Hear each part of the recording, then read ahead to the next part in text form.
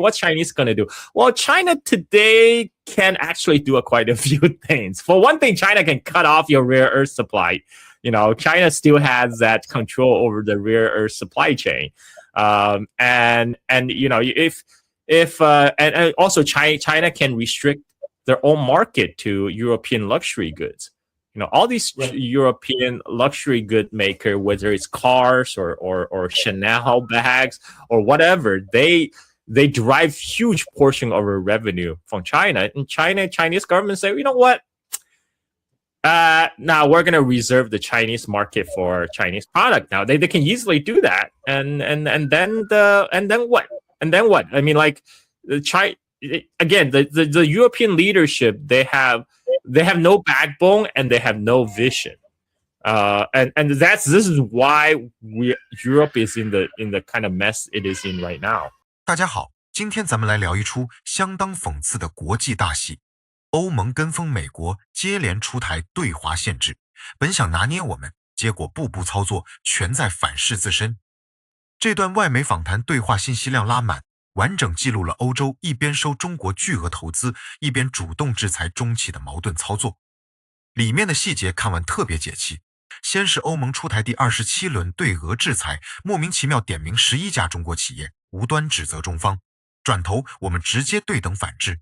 14家欧盟实体立刻被禁止获取中国军民两用产品，出招干脆利落，不止制裁博弈。英国、荷兰先后趁中资救活本土破产企业后，以所谓国安为由强行没收产业，完全是过河拆桥。但欧洲高层似乎忘了，我们手里握着2张别人绕不开的王牌，全球核心稀土完整供应链，还有欧洲奢侈品、高端车企赖以生存的中国庞大消费市场。更有意思的是欧美鼓吹多年的脱钩去风险，中国加一到头来彻底翻车，生产线看似挪去印度越南，可核心零部件、工业机床依旧全部依赖中国进口。就连美国军工巨头都坦言离不开中国制造，欧洲一味依附美国，牺牲本土经济充当马前卒，到头来处处被动。接下来我们就完整拆解这段访谈，看看欧洲跟风围堵中国，最后亏得有多惨。Carl, I want to move to another issue also that seems to be bubbling up. And I saw this, I think this was maybe 2 or 3 days ago where this kind of broke, where Europe passed another sanction package against Russia. And weirdly enough, in the sanction package against Russia, they named China. It's like Europe is trying to commit suicide. Reuters and many other articles reported on this also. But basically what it boiled down to, I think it was the 27th package of sanctions against Russia. And they were going through, I think it was 11 Chinese companies that they outlined that supposedly was somehow in cahoots, quote unquote, with Russia in this case. And so their thought is we're going to now go after China also. China's response to this was to effectively retaliate against Europe for doing this. Break this down for us. I think there were, let me see, according to Reuters, I think there were like 11 different companies. I don't have my glass, 14 right here. So it says banning the export of dual-use items to 14 additional European Union entities with immediate effect. So basically, China retaliated by going after the European Union, putting 14 European companies on their sanction list. And the first thing I thought about this was, what does this mean for the war in Ukraine? I mean, much of the drone parts that Ukraine is using are basically secondhand items from China that it's using. Okay, well, if dual-use items are being stopped for various entities, what does this mean for the war? Or does this even affect the war? Well, yeah, I mean, like if China just stops selling the drone parts to Europe, guess what? Where is Ukraine going to get their components to make their drones? This is European elites policy has been self-defeating for a long time. I mean, they are doubling down on being the puppy dog of Washington, despite Trump publicly humiliate them again and again. Because that's the only thing they know how to do is to suck up to Washington and hope that they get better treatment from their daddy. They hope that Daddy Trump will finally come around and treat them nice. But the problem is that's not what Trump intended to do. And again, China has poured a lot of investment into Europe, but Europe is right now. UK just recently essentially seized a Chinese steel plant from in UK. Like China has poured billions of dollars to revive this old UK steel plant. They brought new equipment, a lot of capital injection, and keep people on the payroll so they didn't get layoffs. So now the UK is like, oh, thank you for turning our company around. Now for national security reasons, we must have our own control, our own steel plant. I mean, why did you say that when your steel plant was facing bankruptcy? Like essentially China can, and now they want to buy the plant at evaluated its asset price. But the problem is China actually pouring a lot of money to upgrade the plant, to upgrade the equipment, and trying to pour way more money than what UK wants to pay for it, which is, so this is a plain robbery. And the same thing happened in Netherlands when the Dutch government seized Nesperia, a Chinese chip manufacturer. Again, it was a former Dutch chip semiconductor company under the Philips, and it was going under bankruptcy. So Chinese came in, they bought it, they injected in capital, they put in, they build research and development centers that hire more people. And now the Dutch government's, well, it was mostly pressure from the United States in the Dutch government case. And they say,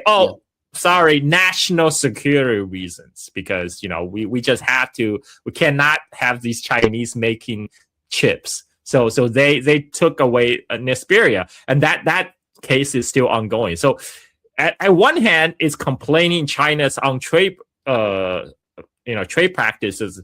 On the other hand, it says, F you Chinese investment, because any of these Chinese investors potentially thinking about investing in Europe, well, F you, don't even think about it, because we're gonna take it away from you once you made a formerly bankrupt company profitable again. And then they continually blame their problems on China. They need a big scapegoat because the whole Ukraine war is hurting the European economy. They have that cut off from cheap source of energy, and then Daddy Trump went ahead and did this whole Iran war operation and cut them further off from the Gulf gas and oil. So Europe is really getting screwed right now. They need a scapegoat, and they traditionally use China as scapegoat because what they feel like, China is far away. They can't. What are they going to do? What the Chinese going to do, right? Well, we're going to take their plans. We're going to take over their company. What's Chinese going to do? Well, China today can actually do quite a few things. For one thing, China can cut off your rare earth supply.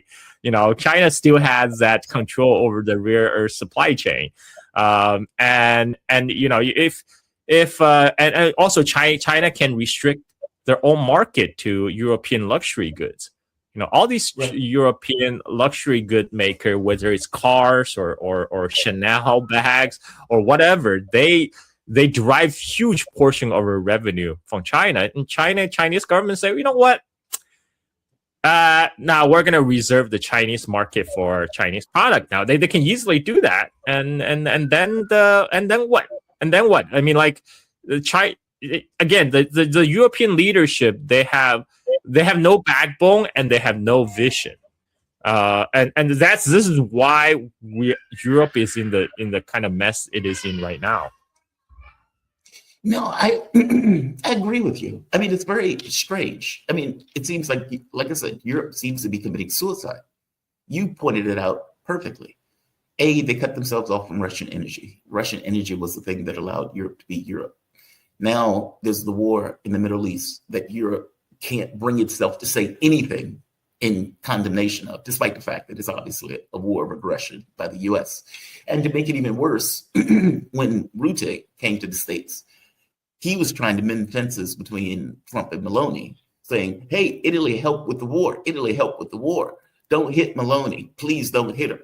Like, it was very strange with Europe basically trying to show their bona fides for, hey, Trump, don't be mad at us. We're actually helping with the war because Italy did something about using its bases for the war. I guess my thing is, they are taking a hit across the board. And now the idea that they're going to say, okay, we're also now going to antagonize China. This seems to be, as I've used the term again, suicide. What do you make of this? I mean, how could China ever really invest in Europe if indeed at any random moment Europe would turn around at the behest of the US and attack the company that China invested in?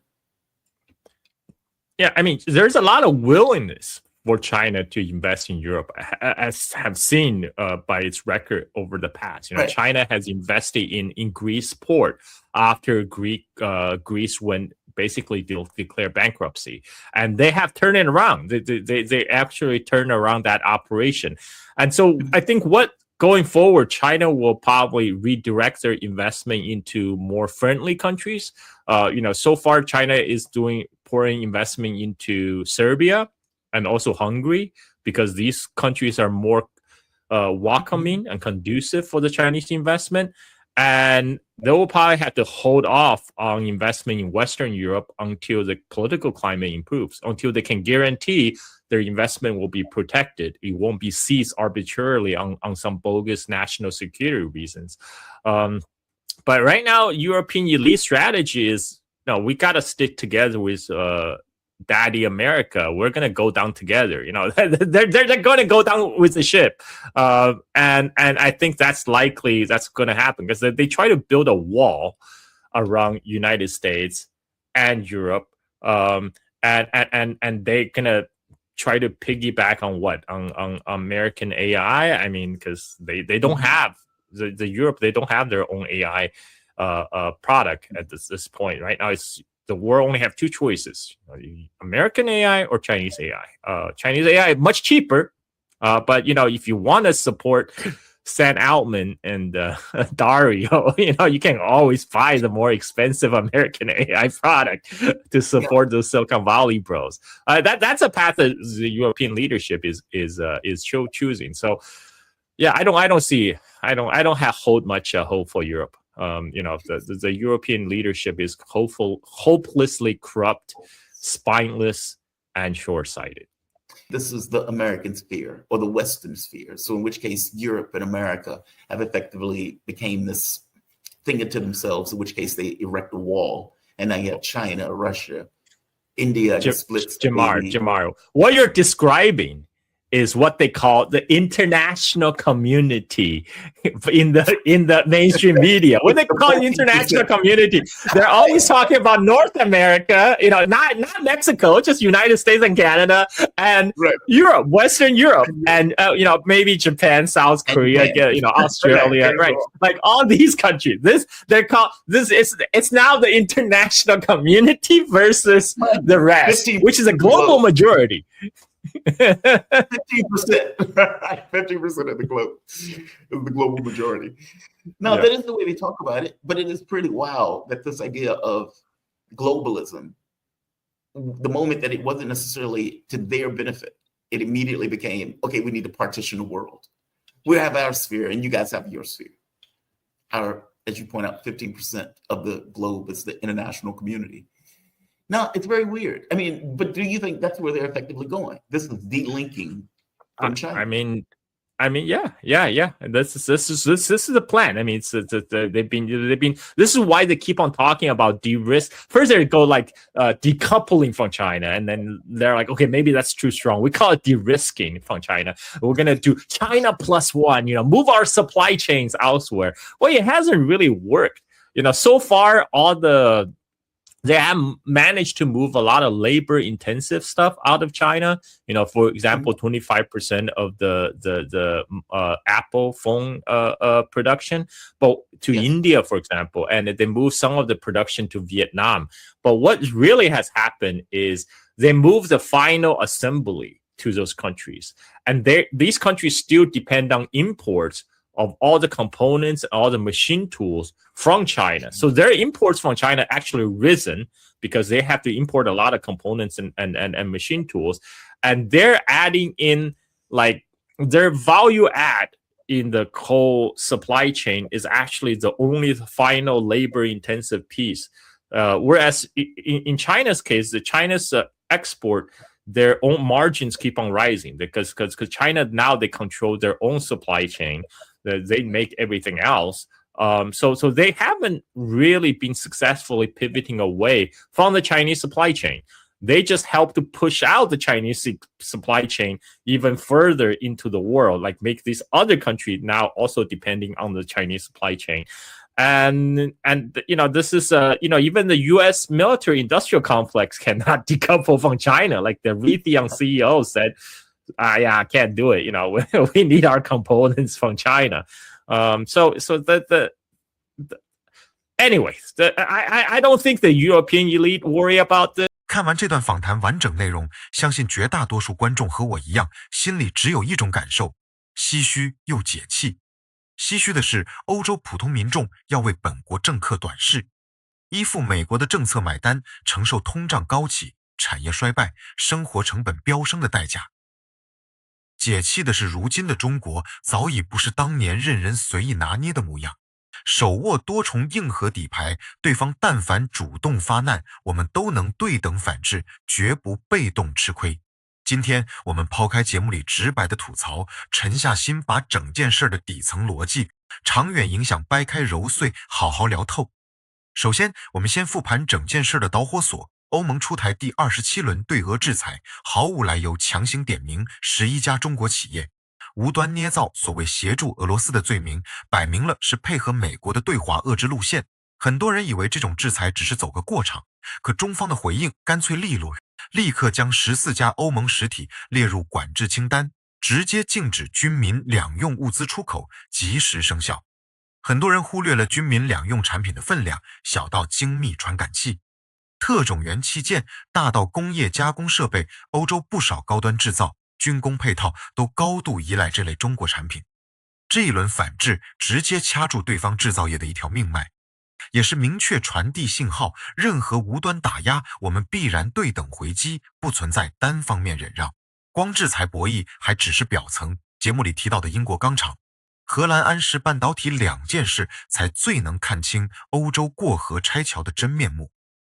当年英国这座老牌钢厂连年亏损，濒临彻底倒闭，当地政府无力兜底，数万工人面临失业，是中国拿出数十亿美元重金注入，更新全套生产设备，扩建生产线，足额保障员工薪资，硬生生把濒临消亡的重工业企业盘活，实现稳定盈利。结果等企业走上正轨，英国直接以模糊的国家安全理由强制接管，单方面无视中方巨额投入。荷兰的安氏半导体更是如出一辙，这家原属于飞利浦的芯片企业早已走到破产边缘。中资接手后，持续增资搭建全新研发中心，扩招大量本土技术人员，完善芯片生产链条，最后却在美国施压下被荷兰政府强行夺走。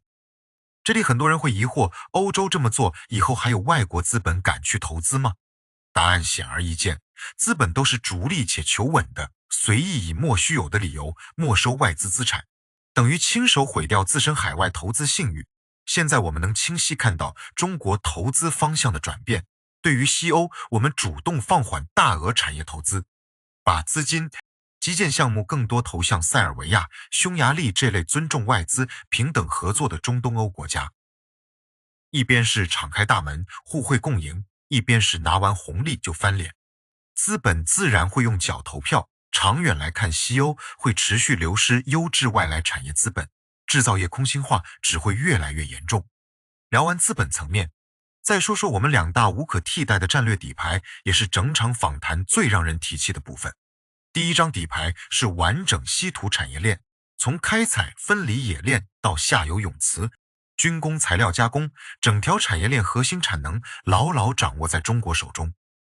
稀土不是普通矿产，新能源汽车、风电设备、导弹、精密雷达、医疗核磁设备全部离不开稀土永磁材料。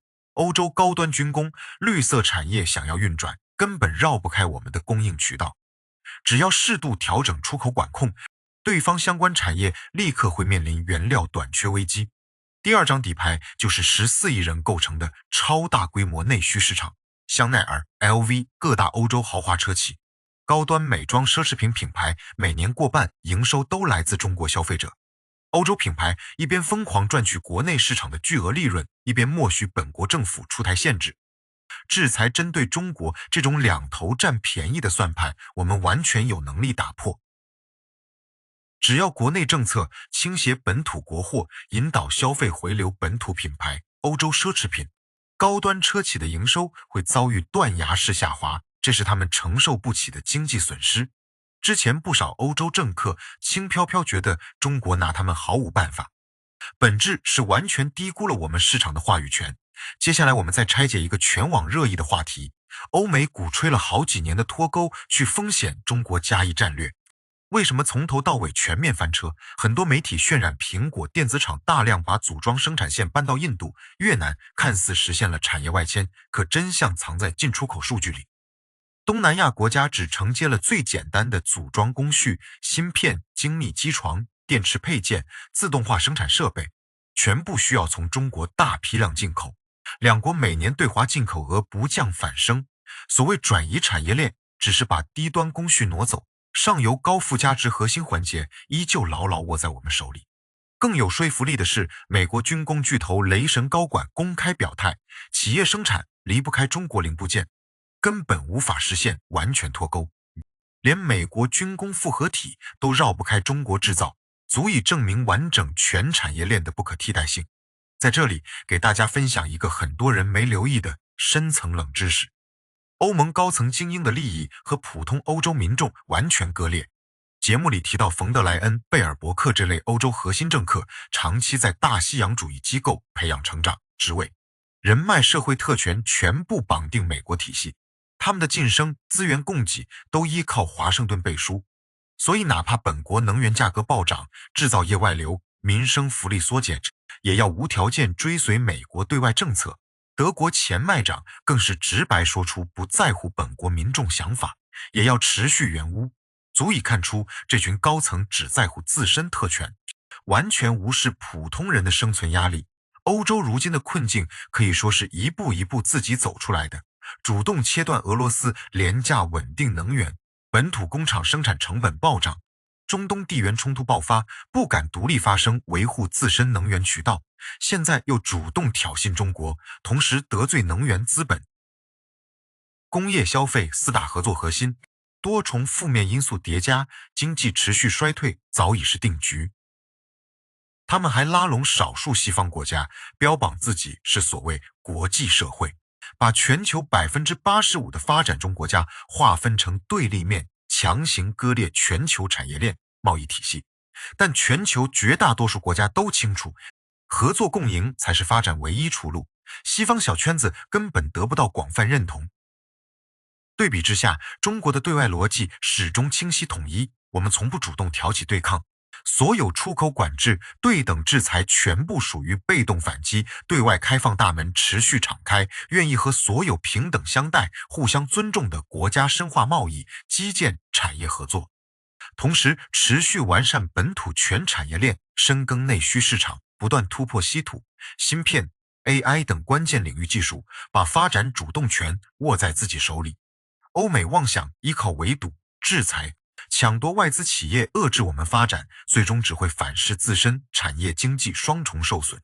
长远来看，一味依附美国、牺牲本国利益的欧洲政策难以持续，民众的不满情绪只会不断累积，未来欧洲内部一定会出现越来越多反对盲目反华、主张独立自主合作的声音。而我们只需要稳住自身产业优势，稳步拓展多元海外合作，保持对等反制的底气，时间自然会证明谁的发展路线更可持续。好了，这期视频完整梳理了中欧制裁冲突、海外投资风波、全球产业链真相，把欧洲政客短视行为背后的利弊、底层逻辑全部拆解清楚。